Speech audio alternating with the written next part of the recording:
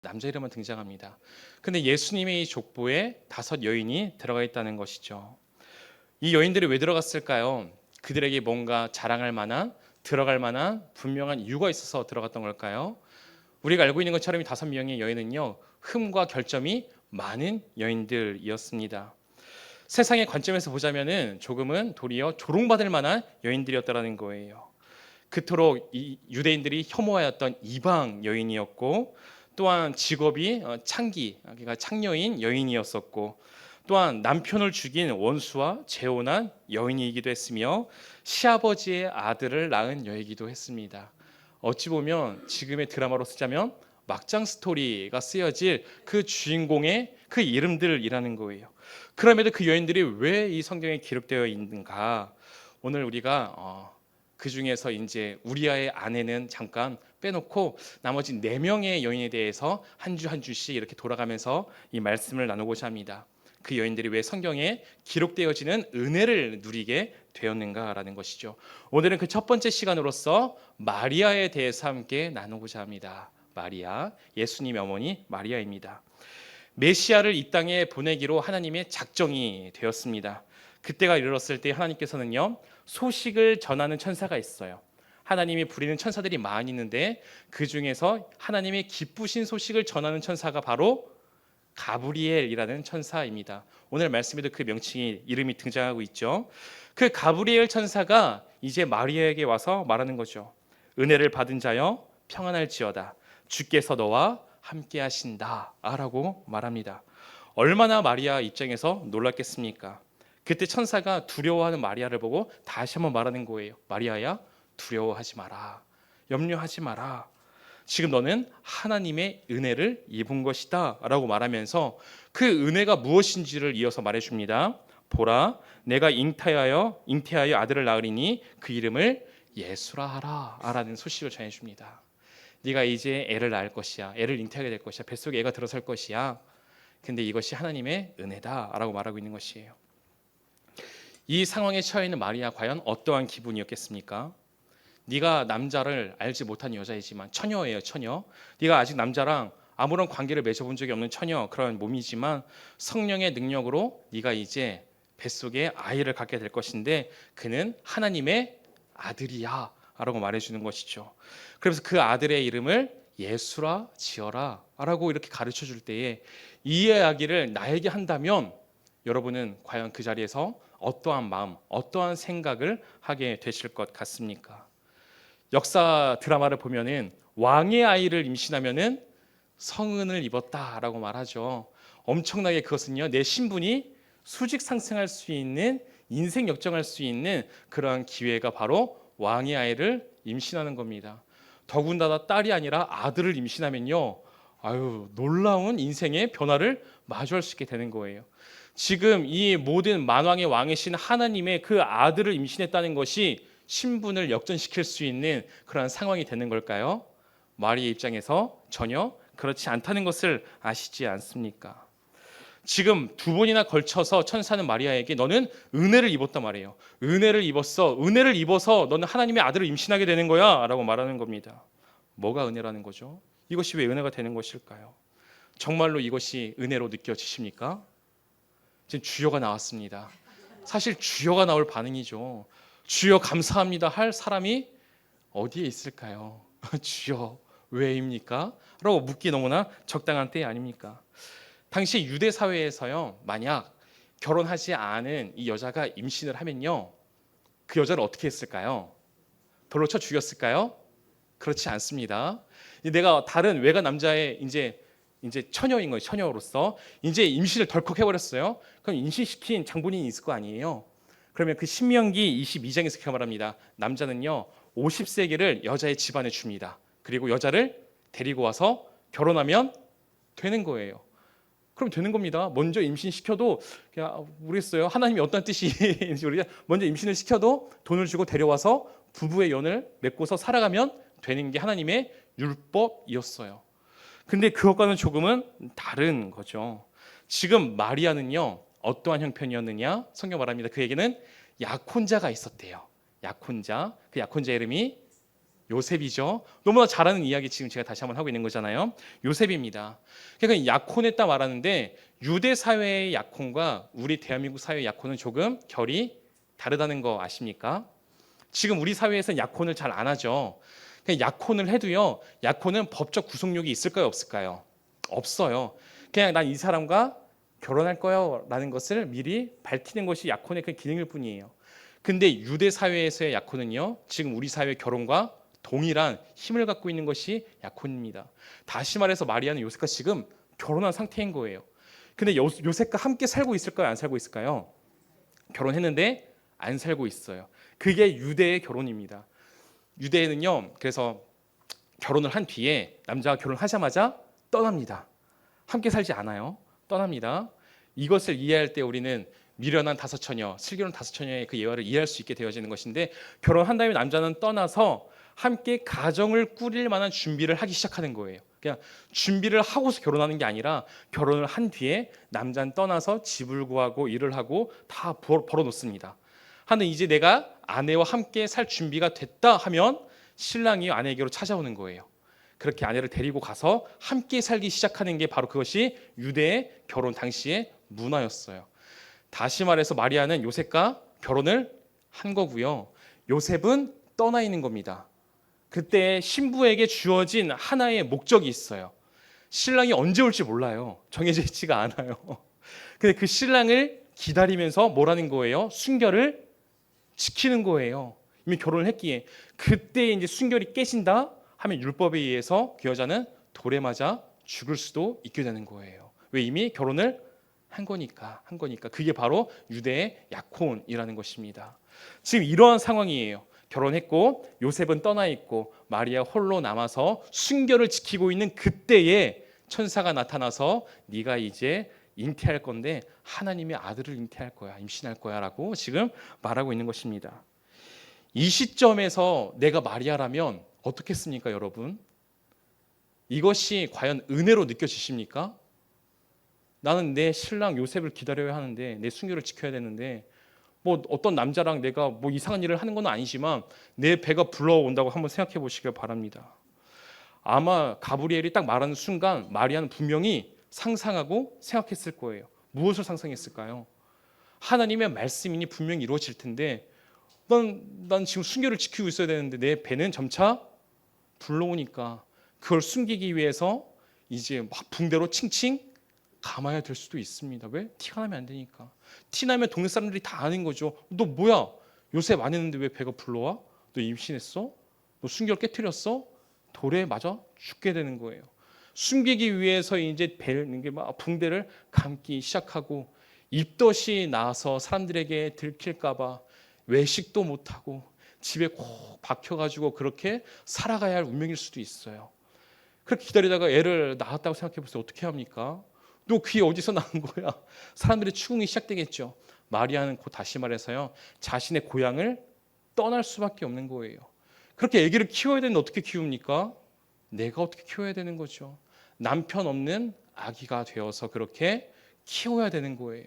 남들 모르게 숨어서 평생 동안 그렇게 조심조심히 키워야 할 그러한 운명이 막 내 미래로 그려지지 않을까요? 지금 상황에서. 지금 마리아의 상황은요. 하나님의 이 천사가 요셉에게 현몽하고 이걸 모르는 시점이에요. 아무것도 모르는 시점입니다. 단순히 자신에게 와서 말하는 거예요. 그러니까 분명히 이런 생각을 하는 건 당연한 거죠. 내가 지금 임신하게 되어지는 순간 나의 모든 것들을 다 한순간에 잃어버리게 되는 거예요. 한 여인으로서 이 사랑하는 요셉과 평생 행복하게 살 꿈을 꾸지 않았겠습니까? 당연히 행복하지 않을 사람이 어디 있겠습니까? 모든 사람이 다 불행하고 싶지 않죠. 행복하고 싶어 하죠. 근데 이 하나님의 말씀이 자기에게 응하게 되어지는 순간 내 인생은 나락으로 갈 것 같은데 여인으로서의 불행이 시작되고 한 어머니로서의 불행이 시작될 것 같은데 어떻게 이것이 은혜로 여겨지겠습니까? 이러한 상황에서 다시 한번 질문합니다. 천사가 내게 다가와 내가 처녀였을 때 네가 임신하게 될 거야 말한다면 이런 마리아의 입장이었다면 아유 하나님 감사합니다 라고 나는 과연 말할 수 있겠습니까?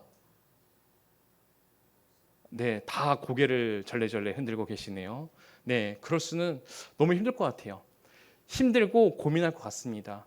더군다나 힘들지언정 이것을 은혜라고 여기지는 못할 것 같아요. 하나님, 왜 이렇게 나에게 큰 짐을 주십니까? 왜 이렇게 큰 시련을 주십니까? 내가 뭐 잘못한 게 있다고 왜 하필 나입니까? 라고 하나님께 묻고 구하고 따지면서 그렇게 힘겨워할 것 같습니다. 믿음이 있다면 힘겨워하겠죠. 그렇지만 이것을 은혜라고 여기기는 더더욱 어려울 것 같습니다. 놀라운 사실은 이거죠. 우리가 아는 것처럼 마리아는 이 모든 것을 염두에 두고 무엇이라 고백합니까? 내 인생이 한순간에 나락으로 떨어질 수 있다는 그런 미래에 대한 염려가 분명히 있을 수도 있어요. 사람인데 왜 없겠습니까? 그런 염려와 불안과 걱정이 있음에도 마리아는 고민하지도 않고 좀 더 오랫동안 잠깐만요 천사님, 내가 딱 일주일 동안 금식기도 하고서 내가 답변해 드릴게요. 일주일 뒤에 찾아와 주세요. 괜찮죠? 라고 말하지 않습니다. 그 자리에서 무엇이라 말합니까? 38절 말씀, 오늘 본문 말씀 38절 읽어봅니다. 시작.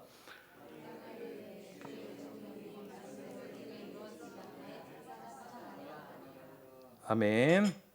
나는 주의 여종이오니 주님의 말씀대로 내게 이루어지리다. 이것이 마리아의 고백이었어요. 나를 향한 하나님의 뜻이라면 괜찮아요 라는 거예요. 난 지금 결혼한 여인이고 순결을 지켜야 하지만 그럼에도 하나님의 뜻이라면 괜찮습니다. 주님의 뜻대로 내게 그렇게 이루어 주세요 라고 고백하더라는 거예요. 마리아에게는 이것이 은혜로 여겨졌다는 거죠. 사랑하는 사람, 체면, 자존심, 가족, 친구, 지금까지 나를 기쁘게 했고 내일의 소망이 되었던 그 모든 것들이 다 끊어지게 되어집니다. 그래도 근데 어떻게 했다는 거예요? 그래도 괜찮다는 거예요. 그래도 나 괜찮아요. 어떻게 이런 상황에서 괜찮다 말할 수 있게 되는 걸까요? 지금 마리아의 신앙은 이거죠. 나는 주의 종입니다. 이러한 자기에 대한 성찰이 있었다는 거예요. 누가 주인이라는 거예요? 하나님이 주인이시고 나는 종이니까 종은 종의 뜻대로 살아가지 않습니다. 그것이 불합리하게 느껴지고 나를 더욱더 어려움의 고난의 자리에 둔다 할지라도 종은 주인의 뜻을 따르는 존재입니다. 난 하나님의 종이니까 그냥 나의 생각 묻지 마시고 그냥 하나님의 뜻대로 하세요 라고 고백하더라는 거예요. 근데 성지가족 여러분, 마리아에게 일어난 이 사건은요, 비단 마리아에게만 국한된 사건이 아님을 아시죠? 예수님께서 우리에게 이렇게 말씀하시지 않았습니까? 누가복음 9장 23절 말씀 읽어드립니다. 또 무리에게 이르시되 아무든지 나를 따라오려거든 자기를 부인하고 날마다 제 십자가를 지고 나를 따를 것이니라. 아멘. 마리아는 지금 자신을 부인하는 거예요. 한 여인으로서 한 어머니로서 자기를 부인하기 때문에 주의 뜻대로 될지어다라고 지금 고백할 수 있게 되는 거예요. 근데 분명히 예수님 말씀하십니다. 너 나를 따라올래? 나를 믿을래? 그러면 있잖아, 너는 너를 부인해야만 해. 마리아에게 요청하신 것을 우리에게도 동일하게 요청하고 계십니다. 우리에게는 자기 부인이 필요하다는 거예요. 혹시 죄의 핵심이 무엇인지 아십니까? 죄가 무엇입니까? 자기 중심성이 바로 죄입니다. 나만을 생각하는 것, 나만을 기쁘게 하고자 하는 것, 이것이 죄라는 거예요. 인생에 있어서 가장 중요한 가치가 나 자신이 되는 것, 그것이 바로 죄인 것이죠. 내 마음대로, 내 뜻대로, 내가 원하는 대로 살고 싶어하는 것이, 이것이 죄된 우리의 본성이더라는 거예요. 그렇게 되지 아니하면, 내 계획대로 되지 아니하면 우울해지고 화가 나고 진짜 요즘 살맛이 안 나, 이렇게 푸념하면서 살아가지 않습니까? 왜 그렇습니까? 내 인생의 주인이 내가 되어지는 순간 나타나는 증상이더라는 거예요. 근데 우리가 예수님을 믿는다고 말하는 것은 이거라는 거죠. 단순히 말로만 나 예수님을 믿습니다, 이것이 믿음이 아니라는 거예요. 네가 나를 믿을래? 네가 나를 따를래? 너를 부인해야 돼 라는 것이라는 거죠. 내 인생의 가치, 내 인생의 중심을 나에게서 예수님에게로 옮기는 것, 그것이 바로 무엇이다? 그게 바로 믿음이라는 거예요.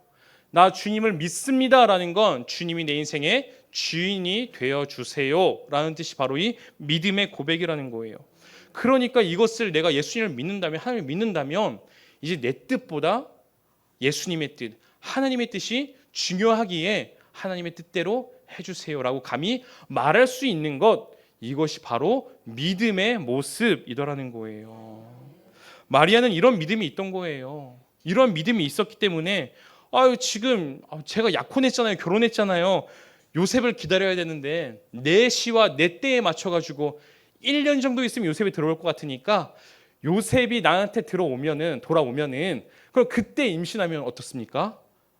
라고 이렇게 딜할 수도 있지 않을까요? 지금은 말고요. 요셉이 오면 그러면 내 뱃속의 이 아이가 하나님의 아들인지 요셉의 아들인지 사람들이 모를 그때 오세요. 그러면 다 해결되는 겁니다, 주님. 이렇게 딜할 수도 있잖아요. 지금 예수님이 오기까지 몇 년을 기다렸는지 아십니까? 메시아를 유대인들이 400년을 기다렸던 시점이에요. 말라기 선지자로부터 이제 400년까지 흐른 거예요. 마리아도 알았겠죠. 400년이나 참으셨는데 1년만 더 참아주세요. 1년만. 400년 참아도 1년 못 참겠으니까 주님. 분명히 이렇게 딜을 할 수도 있는 상황 아니겠습니까? 내 계획대로라면, 내 마음대로라면, 내 뜻대로라면 이게 더 좋은 거 아니에요? 하나님도 좋고 나도 좋고 누이 좋고 매부 좋고 뭐 이거 다 좋은 거 아닙니까? 그렇게 좋을 대로 하시죠. 우리의 생각은 이렇지만 하나님의 뜻은 그렇지 않다는 거예요. 하나님의 뜻은 그때였다는 거예요. 그렇다면 내 뜻과 내 시와 내가 바라는 그 계획과 다르다 할지라도 우리는 하나님의 뜻에 아멘할 수 있는 것, 이것이 바로 자기를 부인하는 믿음이 주는 그런 모습이더라는 겁니다. 솔직하게 너무나 어려워요. 진짜 어려워요. 지금 우리가 믿음이 없습니까? 우리도 예수님 믿잖아요. 날마다 자기를 부인한다 하고 예수님을 내 인생의 구주로 모시고 있지만 아까 질문 드렸었죠. 마리아의 입장이 된다면 난 어떻게 하겠습니까? 난 예수님을 믿는데 이 자리에서 아무도 마리아처럼 반응할 수 있습니다. 고백하지 않으셨죠. 그럼 나는 안 믿는 건가요? 뭐가 다른 걸까요? 우리 알아요. 나를 부인하는 것이 어렵다는 거 알아요. 그래, 그렇게 해야 된다는 걸 알고 있습니다. 그래서 정말 어려운 것 같아요. 내 알량한 자존심에 기스 한 번이라도 놔보세요. 밤에 잠이 안 오지 않습니까? 혹시 이랬던 경험 없으십니까? 누군가 이렇게 싸웠습니다. 대빵 싸웠어요. 싸우고 나서 집에 돌아왔는데 계속 그게 머릿속에 맴돌면서 이런 생각이 드는 거죠. 그때 내가 이렇게 말했어야 되는데. 이런 생각 안 하세요? 그때 내가 왜 이 생각이 안 난 거지, 그때는? 그때 이렇게 말했으면 그 입주둥아리 내가 다물게 할 수 있었는데 내가 아까워. 저도 그럴 때가 있어요. 그래서 제 메모장을 보면요, 이러한 상황에서는 이렇게 말하기 정리를 한 것들이 있어요. 저도 막 이런 상황 이렇게 말하기 하면서 막 정리한 것들이 있어요. 너무나 아쉬워서 막. 그게 다 뭐예요? 내 자존심이요, 상처를 받으면요, 우린 거기에 매여요. 매여서 밥도 안 넘어가고 잠도 안 오고 내가 그때 왜 안 그랬지 하면서 막 후회하고 막 다음번에 그래 봐라, 내가 그때는 내가 진짜 이렇게 한다, 이렇게 생각하면서 살아가는 게 우리의 인생이에요. 자기를 부인해야 하는데 부인하는 게 너무 어려워요. 너무 힘들어요. 그렇게 부인하기 힘들 때 그냥 우리는 해야 되는데 어떻게 하면 자기를 부인하는 믿음으로 나아갈 수 있을까요? 마리아는 어떻게 지금 자신을 부인하고 난 주의 종이오니 주의 뜻대로 이루어지리라 라고 어떻게 이런 고백을 할 수 있을까요? 오늘은 그것에 대해서 함께 나누고자 하는 것입니다. 자신을 부인할 수 있는 것은요, 이 방법밖에 없어요. 내가 나를 부인해야지, 나를 쳐야지, 너 왜 그랬냐면서 가슴 치고 막 나를 자해한다고 해서 자신을 부인할 수 있는 게 아닙니다. 부인할 수 있는 유일한 방법은요, 먼저 자신을 부인하신 예수 그리스도를 바라보는 방법밖에 없다는 거예요. 예수님을 믿을 때에도 먼저 자신을 부인하신 예수님을 내가 믿음으로 고백할 때에 나 또한 자신을 부인하게 되는 거예요. 예수님은 어떤 분이십니까? 예수님은 오늘 본문에 나와 있죠. 하나님의 누구래요? 아들이라고 지금 말씀하고 있습니다. 하나님의 아들이에요. 예수님은 하나님의 아들로서 하나님과 동등하신 같으신 분이십니다. 신이라는 거예요. 하나님께서 이 천지 만물을 창조하실 때에도 그때 누가 함께 했습니까? 예수님이 함께하고 계셨어요. 요한복음이 고백하는 거죠. 하나님의 말씀으로 이 땅을 창조하셨다. 근데 그 말씀이 바로 예수 그리스도다라고 말하면서 예수님께서 이 천지를 창조하신 이 만물의 주인이 예수 그리스도입니다. 다시 말해서 예수님은 창조주고 우리는 피조물이에요. 태양을 보면 이런 거 찍혀 있는 거 보셨어요? 잘 한번 보세요. 메이드 인 지저스라는 거 보셨습니까? 메이드 인 지저스예요. 구름을 봐도 메이드 인 지저스입니다. 지금 나를 봐도 내 마음을 잘 들여보세요. 메이드 인 지저스예요. 모든 것들에 다 주인이 누구라고 적혀 있는지 아십니까? 다 예수 그리스도라고 적혀 있는 거예요. 그게 창조주인 거예요. 다 하나님이 창조하시고 예수 그리스도 창조하신 거예요. 모든 것의 주인 되시는 그분 다 예수님 건데 그 창조주이신 예수님이요. 마리아도 메이드 인 지저스입니다. 날 창조하신 건 하나님이십니다. 예수 그리스도입니다. 근데 그 하나님의 아들이 자기에게로 온다고 하니 얼마나 떨리는 겁니까? 얼마나 부들부들 떨면서 가만히 있을 수가 없는 거죠. 영광으로 여겨지는 거죠. 어떻게 이렇게 누추한 곳에 라고 여기는 거예요. 우리의 집에 대통령이 온다고 딱 생각해 보세요. 청소 안 하고 그냥 마주할 사람 있겠습니까? 내가 살아가는 모습이 이렇습니다. 서민들은 이렇게 살아가요. 대통령님 보세요. 이렇게 좁은 집에서 지문 넘쳐나서 이렇게 더럽게 살아갈 수밖에 없습니다. 보시죠. 이렇게 하지 않을 거예요. 막 청소하고 깨끗하게 하고 막 이렇게 준비하고 이렇게 영접할 거예요. 두렵고 떨리면서 내가 말실수하면 안 되는데 막 두려워하면서 영접할 겁니다. 제가 군대에 있을 때 그랬어요. 이제 이 함대 해군인데 있었을 때에 이제 당시에 이회창 총재가 방문을 한다고 했었어요. 그래서 이제 식당에서 식사를 하는데 근데 함께 식사할 사람들을 선별했었거든요. 제가 선별이 됐었어요 그때. 한 5명의 이제 수병이라고 해서 선별해서 이회창 총재 있고 이제 군대 나시면 뭐 3스타 앞에 앉아 있고 2스타 앉아 있고 장성들이 쫙 앉아 있는 그 자리에 제가 껴서 앉아 있어야 되는데 막 카메라가 막 들어와서 막 찍고 있고 얼마나 마음이 두렵고 떨리는지 아십니까? 하기 전에 옷 그냥 입지 않습니다. 옷 각 다리고 막 선임들이 다려줘요. 막 뻣뻣하게 다려주고 가장 준비를 잘하고 이발 깨끗하게 하고 가장 좋은 음식이 세팅되어지고 그렇게 준비된 마음으로 영접하게 되더라는 거예요. 같은 사람인데도 그냥 늙은 할아버지들만요 그때 봤을 때 뭔가 내가 더 잘난 것 같은데 근데 같은 사람임에도 불구하고 뭐예요? 높은 사회적 지위가 높다고 하니까 그렇게 우리가 공들여서 이렇게 영접하게 되어지는데 근데 하나님은 어떤 분이죠? 피조물이 아니라는 거예요. 세상의 지위가 왕이신 분이 아니라 모든 만물을 창조하신 모든 만물의 주인 되시는 그분이 하나님이 지금 내게로 온다고 하는데 이것이 얼마나 두렵고 떨리는 일이었겠습니까? 어떻게 이렇게 누추한 곳에 라고 말할 수밖에 없는 거예요. 어떻게 누추한 내 뱃속에 라고 말할 수밖에 없는 거예요. 하나님이 낮아지심을 보고 있더라는 거죠. 빌립보서 2장 6절에서 7절 말씀 읽어드리겠습니다. 그는 근본 하나님의 본체시나 하나님과 동등됨을 취할 것으로 여기지 아니하시고 그는 예수 그리스도입니다. 오히려 자기를 비워 종의 형체를 가지사 사람들과 같이 되셨고 라고 말하고 있어요. 하나님과 동일한 분인데 그분이 어떻게 했다고요? 하나님의 자리를 버리고서 우리 사람과 똑같은 모습으로 이 땅에 오셨다라고 지금 고백하는 거예요. 예수님께서 사람이 되십니다. 이를 위해서 포기할 것이 있는 거예요. 여러분 아십니까? 선택과 같은 말이 포기라는 거 아십니까? 이것을 선택하기 위해서는 우리 반드시 포기할 것이 생길 수밖에 없습니다. 지금 예수님께서는요, 하나님의 그 자리를 포기하셨다는 거예요. 왜 포기하셨습니까? 사람이 되려고 포기하셨대요. 그러니까 중요한 건 왜 사람이 되셨냐는 거죠. 왜 사람이 되시고자 하나님의 자리, 창조주의 자리를 포기하시고 왜 사람으로서 이 땅에 오셨느냐? 그게 중요한 거죠. 왜요? 우리를 얻기 위해서, 우리를 구원해서 우리를 얻기 위해서 하나님의 자리를 포기하시고 이 땅에 사람으로서 오셨다는 거예요. 지금 마리아는 이걸 보고 있는 거예요. 예수라는 뜻 안에 자기 백성을 구원할 자, 그토록 구약 성경이 말하고 있던 그 메시아, 하나님의 아들, 그 예수 그리스도가 지금 그 하나님이신 그분이 우리를 구원하시기 위해서 사람이 되셔야 하는데 내 뱃속을 빌어서 이렇게 태어나시는구나. 하나님의 그 자리를 비워두시고 하나님의 그 동등됨의 가치를 버리시고 사람으로서 지금 오시는구나.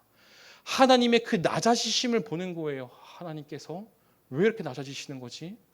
내가 뭐라고 나를 위해서 우리를 위해서 낮아지시는 거지?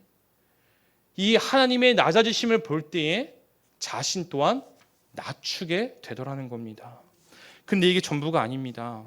오늘 말씀을 묵상하면서 이거보다 더 큰 낮아지심이 무엇인지를 묵상하게 되었어요. 이처럼 크신 하나님이요, 누구의 손에 맡겨졌다는 거예요? 누구의 선택에 맡겨졌다는 거죠? 한낱 피조물에 불과한 한 여인의 손에 맡겨졌다는 거예요. 마리아가 이렇게 말했을 때 마지막 이제 38절에서 나는 주의 여종이오니 뜻대로 이루어지리라 말했지만 마리아가 믿음이 없고 그렇지 못하는 존재였다면 어떻게 됩니까? 지금 마리아의 그 결단과 그 믿음의 선택에 예수님께서는요, 자신의 모든 계획을 맡기셨더라는 거예요. 이것만큼 놀라운 게 어디 있습니까? 예수님 지금 누구에게 의존하게 되으신 거예요? 한 여인의 선택에 의존하는 존재로 지금 잉태하기 전부터 낮아지셨다는 거예요. 한 여인에게 의존하는 존재로 말입니다. 하나님이 뭐가 부족해서 한 여인에게 의존하는 존재로 오셔야만 합니까? 뭐가 부족해서요? 없죠, 그런 게. 근데 그렇게 되셨다는 거예요. 우리를 얻기 위해서 말입니다. 이틀 전인가 자기 전에 이제 이한이에게 무슨 노래 듣고 싶어? 이게 막 틀어줬었어요. 여러 가지 노래를 들은 후에 이런 노래도 듣고 싶다더라고요. 이거 내가 아는 노래인데 나 이거 들려줘 하는데 한국을 빛내 위인 백인 이 노래를 틀어달라는 거였어요. 그래서 들려줬습니다. 따라 부르더라고요. 이런 가사 말이죠. 아름다운 이 땅에 금수강산에 단군 할아버지가 터잡으시고 홍익 인간 뜻으로 나라 세우니 대대손손 훌륭한 인물도 많아. 고구려 세운 동명왕 백제온조왕 아래서 나온 혁허세. 이걸 말씀드리는 건 이거예요. 박혁거세가 그래 이하나 맞아. 네, 뒤에서 그렇다고 지금 막 신호 주고 들어가가지고 네, 박혁거세는 어디서 나왔다고요? 아래서 나왔다고요. 진짜 아래서 나온 걸까요? 아니죠. 설화예요. 신화예요. 근데 왜 알에서 나온 것으로 신화를 잡는지 아십니까? 당시에 알이라는 것이요, 생명의 근원을 의미하는 게 알이었어요. 근데 그 알을 누가 가지고 내려와서 품고 태어나죠? 기억 다 안 나시죠? 말이요, 말. 말이 하늘에서 내려와요. 하고 그 알을 품고 있어요. 알이 이렇게 말이 한 다음에 그 알에서 태어나는 게 박혁거세고 신라를 세운 왕이 되어지는데, 당시의 사람들은요, 왕은 신이 보낸 사람이라는 그러한 배경이 있었어요. 근데 신이 보낸 사람인데 똑같이 여인의 뱃속에서 태어나면 뭔가 신 같지가 않잖아요. 그렇죠? 여인의 뱃속에 있다는 건 뱃속에서 아이는 어떻게 해요? 어머니가 주는 영양분을 공급을 받으면서 영양분이 없으면 아이도 없는 거예요. 어머니가 죽으면 아이도 죽는 거예요. 아까도 말씀드렸지만 철저하게 어머니에게 의존하여 달라붙어 있어야지만 생존이 가능한 게 뭐라고요? 태아의 태 속의 아이라고요. 철저하게 어머니 의존적입니다. 근데 그러한 존재가 신적인 존재가 되지가 않는 거예요. 그들의 사상 가운데 왕은 신이 보내줘야 되는데 똑같이 어머니 이 한낱 여인에 불과한 당시의 여인의 또 위치가 어떻습니까? 남자 미치잖아요. 이러한 여인의 뱃속을 태어나서 이러한 왕이 신적인 존재가 태어나? 이상해. 그러니까 알은 어떻습니까? 알은 스스로 그 안에서 커나가는 존재예요. 알은요. 한 여인에게 의존하는 존재가 아니에요. 스스로 커서 잉태되어 힘이 있는 존재가 바로 알에서 태어나는 존재라고 여기시는 거예요. 그래서 박혁거세는 알에서 태어났다라고 기록하는 거예요. 만약 하나님의 아들이 정말로 신적인 존재라면 무엇을 상상할 수 있는 거예요? 의존적인 게 아니라 갑자기 하늘에서 탕 하고서 탁 내려오든지, 아니면은 우리 이 석가모니처럼 석가모니 딱 태어나자면 어땠다고 합니까? 7발짝을 동서남북 딱 걸으면서 천상천하 유아독존 한마디 딱 외쳤다고 하잖아요. 그게 석가모니의 첫 외침이에요. 태어나자마자 딱 걷습니다. 7발을 딱 걷다. 천상천하 유아독존. 하늘과 땅에 나처럼 위대한 사람은 없다. 어떠한 종의 사람 없다. 이러한 고백이잖아요. 천상천하 유아독존. 석가모니 말입니다. 뭔가 놀라운 게 있어야죠. 근데 예수님은 어떻다는 거예요? 그런 게 전혀 없는 거예요. 진짜 신의 아들인데, 진짜 하나님의 아들인데 철저하게 여인의 선택에 달려있는 그 인생으로, 그리고 한 어머니에게 의존할 수밖에 없는 피조물 중에 피조물로 이 땅에 태어나시는 거예요. 이것만큼 자신을 낮추는 게 어디에 있습니까? 말도 안 되는 거죠. 하나님 우리를 얻기 위해서 다 포기하신 거예요. 하나님의 동등됨을 다 포기하셨다는 거예요. 지금 마리아는 이걸 보는 거예요. 이 인류를 구원하기 위해, 사랑하는 자들을 구원하기 위해서 이 모든 것을 포기하신 이 예수 그리스도 하나님을 보는 거니까, 그에 비해서 내가 포기할 건 뭐예요? 한 여인으로서의 소망, 내 인생, 분명히 이 말씀이 응하게 되는 순간 내가 포기할 것들이 많이 생길 수 있지만, 근데 나를 구원하기 위해서 이 땅에 오신 예수 그리스도의 포기를 보는 순간 어떤 포기가 훨씬 큰 포기인 거예요? 내가 포기하는 것보다 예수 그리스도의 포기가요, 압도적으로 큰 포기가 되는 거예요. 이게 비교가 한번 해보셨습니까? 나를 부인하기 위해서 내가 포기하고 내가 하고서 내 손에서 놓아야 할 것과 나를 구원하시기 위해서 예수 그리스도께서 놓으신 것, 그 가치를 한번 비교해 보시길 바랍니다.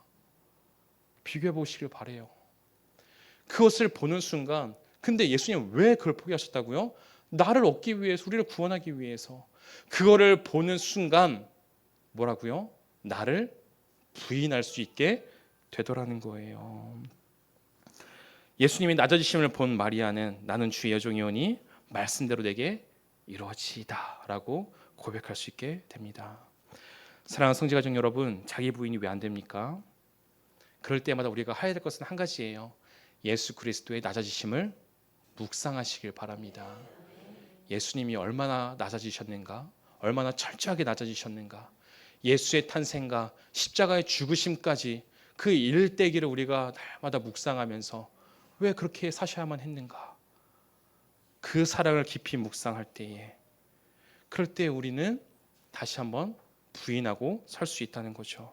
제가 기도할 때 붙잡는 말씀 중에 하나가 이겁니다. 갈라디아서 3장 1절 말씀인데요, 제가 읽어드릴게요. 어리석도다 갈라디아 사람들아, 예수 그리스도께서 십자가에 못 박히신 것이 너희 눈앞에 밝히 보이거늘 누가 너희를 꾀더냐. 아멘. 갈라디아 교회 성도들은요, 예수님의 십자가를 직접 눈으로 본 사람들일까요, 아닐까요? 보지 못한 사람들입니다. 이방인들이었어요. 이렇게 말하는 거죠. 네 눈앞에 예수 그리스도의 십자가가 밝히 보이지 않았냐라고 말하는 거예요. 못 본 사람들이 그렇게 말하는 거죠. 마찬가지입니다. 우리가 동일하게 하는 말이에요. 너희들 눈에 예수 그리스도의 십자가가 밝히 안 보이냐? 라고 말하는 거예요. 예수 그리스도께서 철저하게 낮아지사 이 모든 만물의 주인이신 그분이 피조물의 손에 붙들려서 십자가에 죽은 그 십자가가 너희 눈에는 밝히 보이지 않니라고 말하는 거예요. 밝히 보이면 흔들리지 않는다는 거예요. 그것이 예수 그리스도의 낮아지심이, 부인이 밝히 안 보이니까, 흐리멍텅하게 보이니까 너희들이 지금 흔들리는 거야. 너 자신을 부인하지 못하는 거야 라고 지금 바울은 말하더라는 겁니다. 볼 수 있어야 됩니다. 예수 그리스도의 십자가의 낮아지심 말입니다. 얼마나 그것을 밝히 봅니까? 제가 어릴 적 경험했던 일 중에 특별히 기억에 남는 일들이 바로 이거예요. 6살 무렵에 이제 음주운전하는 차량과 크게 교통사고가 났었습니다. 아실 분 아시죠? 꽝 그렇게 진하게 차와 키스를 쪽 하고 날아가서 정신을 잃어버렸어요. 그때 제정신이 아니죠. 아무런 기억이 없습니다. 근데 이것을 말씀드리는 건 이거예요. 그때 그 사건이 제 인생의 큰 획점이 됩니다. 저희 부모님도 그렇고요, 저희도 그렇고 많은 인생들을 변화시키는 큰 일이 되었어요. 그 박은 그 일 하나가요, 자동차에. 이것을 말씀드리는 것은 예수 그리스도를 믿는, 예수 그리스도가 날 향한 그 사랑, 그 힘이요, 나에게 얼마나 큰 울림과 충격을 줬느냐라는 것입니다. 예수 그리스도의 사랑이 나에게 얼마나 크게 와서 나를 치셨습니까? 예수의 사랑을 묵상할 때에, 바라볼 때에, 예수님이 낮아지심을 묵상할 때에 과연 나는 어떠한 마음입니까? 그냥 그랬나 보구나 하고 넘겨짚는, 그랬구나 하는 것입니까? 날 위하여 예수님께서 내 가슴에 큰 울림이 되는 충격이 되십니까? 큰 충격이 되어지길 바랍니다.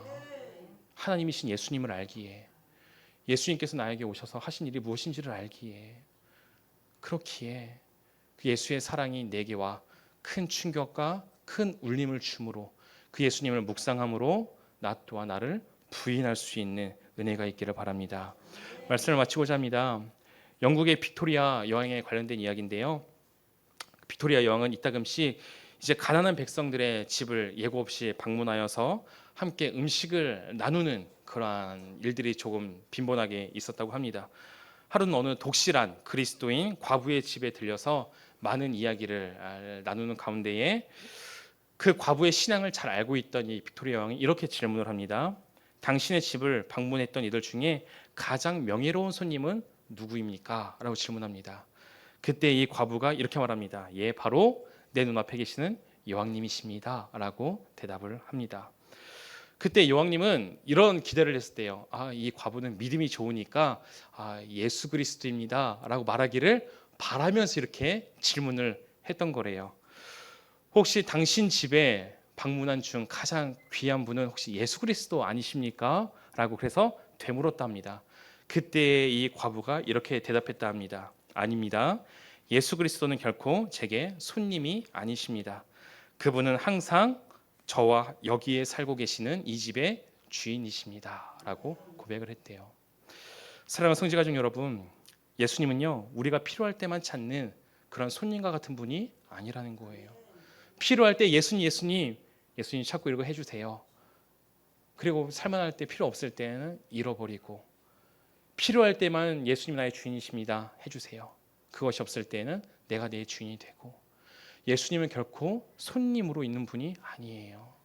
예수님은 우리의 마음의 집에 주인으로 계시는 분이 바로 예수 그리스도이십니다.